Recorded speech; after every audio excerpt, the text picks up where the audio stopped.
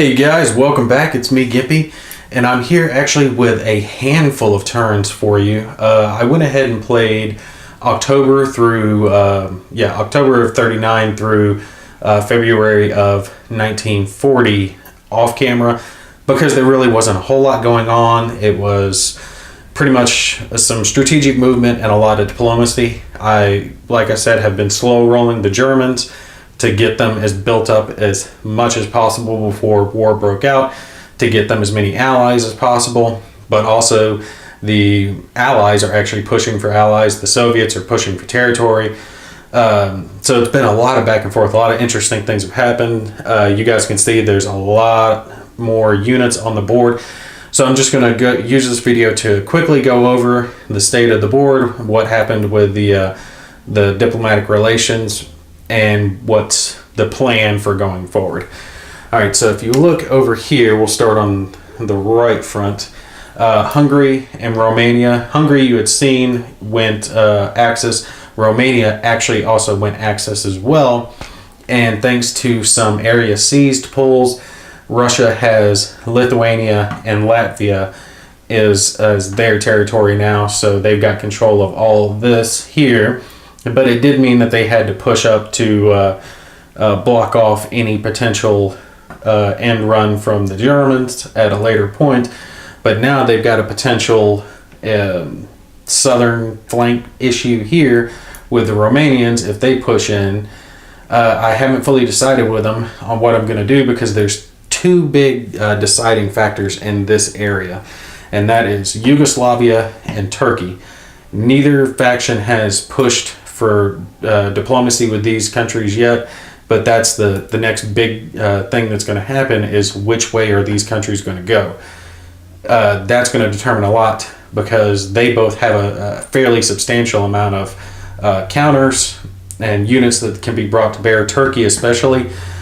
Turkey going one way or the other would be a huge boon for whatever faction it actually joined. If it joined the Soviets, then it could push up here into the gut of the Axis powers, at which point both Hungary and Romania would have to turn south. But if it did, there are some smaller countries like Bulgaria and Greece here that it would have to go through, at which point they would activate as Axis and have even more units blocking them off, and potentially Yugoslavia going that way.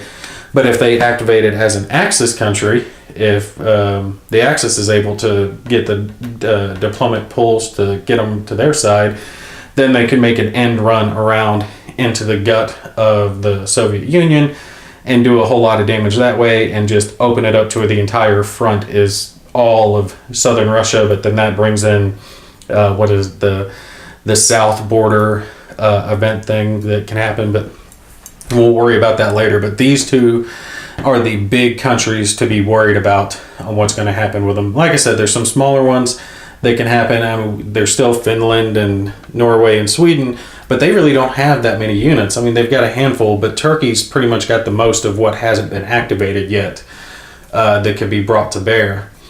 And right now, I mean, I haven't really pushed up north with anything. We'll just have to see which way it goes. Italy did activate. Germany was able to get them to activate. Forget what the specific rule said, but I had it pretty much in there in the rule book that Italy was going to go Axis. Just it was a matter of when. I wasn't going to let them go Allied because it would be too much of a big swing in favor of the Allies, and I didn't want the game to end that early. But because of them joining the Axis, they activated that Mediterranean event, which caused a whole bunch of units to be spawned down here in French North Africa. You can see there's some French units way over here, a few right here, and then some more British units spawned right down here, or they spawned over to the right and then they moved over here. And then there's one little French unit there in Syria, and they're basically squeezing in Italy, because Italy's here in Libya, and they've got the British on the right and the French on the left that they're going to have to deal with. In a big upset, Spain joined the Allies. They were dumping all their diplomacy into Spain because they didn't want Spain to be a Axis country and then squeeze them in as much as possible. So they were able to get Spain to flip to the Ally side. They activated. Their units are here on the board. Let me pull over a little bit so you guys can see it. And they're going to be able to help reinforce France as Italy and Germany push in. And I think that's pretty much where we're at this point. The Diplomacy Cup is pretty well empty. There's a couple of areas seized out of it. The Pro Axis got pulled out. There's a couple of no events in here and a couple of political successes that have been pulled out. So, yeah, the Event Cup is rather empty at this point. The Diplomacy Cup is rather empty at this point. I don't know what I'm going to do with it yet, because if on the next turn, Germany wants to pull, there's only one political success and there's one political failure, so, and no pro-axis marker in there, so it's not a very good chance that anyone's going to get it. It's just a luck of the draw. And like I said, Yugoslavia and Turkey are the big ones that need to go to whatever faction to help their side out. The weather is going to decide when the war kicks off. On the next roll off, if the weather's poor, I'm going to go ahead and start the invasion of the West, pushing through Belgium and the Netherlands, attack Denmark as well, and try to gain, Fortress Europe. The Italians are down here to keep pressure on the French so they can't just pull all their forces up here to the north.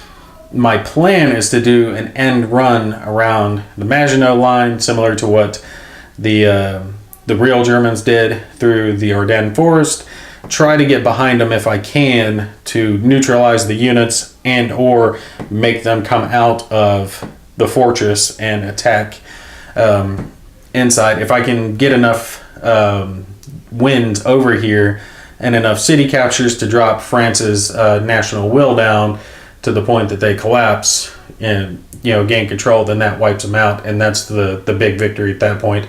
Then I would just have to worry about a few light units from Britain and Spain, which Spain was an interesting pull. I was surprised that they ended up joining the Allies. But that's possible. But when that happens, that puts a time limit on the Soviet front. And it's either 6 or 12 turns, depending on what the game state is at the moment of when the what's that thing called? The policy end marker goes on. It either goes 6 turns or 12 turns later. And then that's when you start rolling on it, and it could end the Soviet pact, at which point the Soviets could push in. Like I said, I want to keep the Soviets neutral, because Hitler's biggest mistake was, Operation Barbarossa and opening himself a 2-front war. If this can be wiped out, this shouldn't be too much of a problem, because while, yes, they'll have a lot of units, they won't have enough to take out Germany and its allies. But anyway, that's it. Just a quick game state update. I'm going to pick up on the March turn, and, well, I'm going to try to pick up on the March turn. I'll start filming it and roll off on the weather. If the weather is severe to the point that I don't want to try to do the attack during that turn and not have, air support and all the good stuff that I need to really make that thrust in, then I'll take and wait another turn and start filming in April. It'll just really depend on the weather on when I do it. It's actually kind of funny. I mean, the game's kind of mirroring real life with the Sitzkrieg that I've got going on. But it should get started here in the next turn, so you guys be on the lookout for that, and I will see you in the next video.